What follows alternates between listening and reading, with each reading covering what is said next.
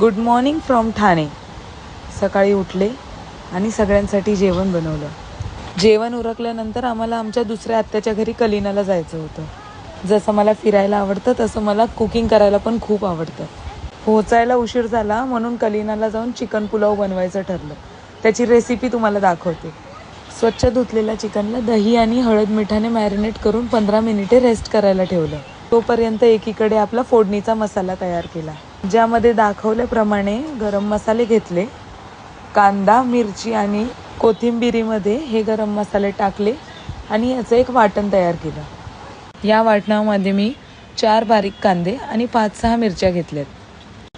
Paste ready झाली की आपल्याला एका कुकरमध्ये तेल तापत ठेवायचं आहे.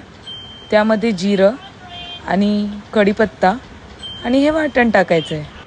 वाटणाला तेल सुटलं की त्यामध्ये मॅरिनेट केलेलं चिकन टाकायचं आहे. या वाटणामध्ये चिकन चांगलं परतून घ्यायचं आणि थोडंसं पाणी टाकून 50% चिकन शिजवून पण घ्यायचं.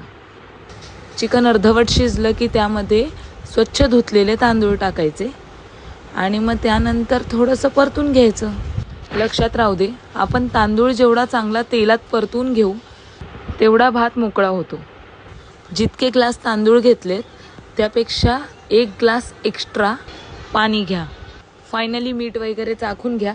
चांगलं मिक्स करा आणि कुकरचं झाकण लावून 2 शिट्ट्या घ्या. फक्त 2 शिट्ट्यांमध्ये हा पुलाव रेडी होऊन जातो. नेहमीच्या खिचडी भाताला पर्याय म्हणून ही रेसिपी तुम्ही ट्राय करून बघू शकता. खूप टेस्टी आहे. जर तुम्ही ही रेसिपी ट्राय कराल तर याचा एक फोटो नक्की माझ्याबरोबर शेअर करा. 2 दिवस फॅमिली टाईम स्पेंड केल्यानंतर फायनली मी आज माझ्या घरी जाणार आहे, कांदिवलीला. फायनली मी माझ्या घरी आले आणि कुणीतरी खरं म्हटलं आहे, आपलं घर ते आपलं घर असतं. Good night.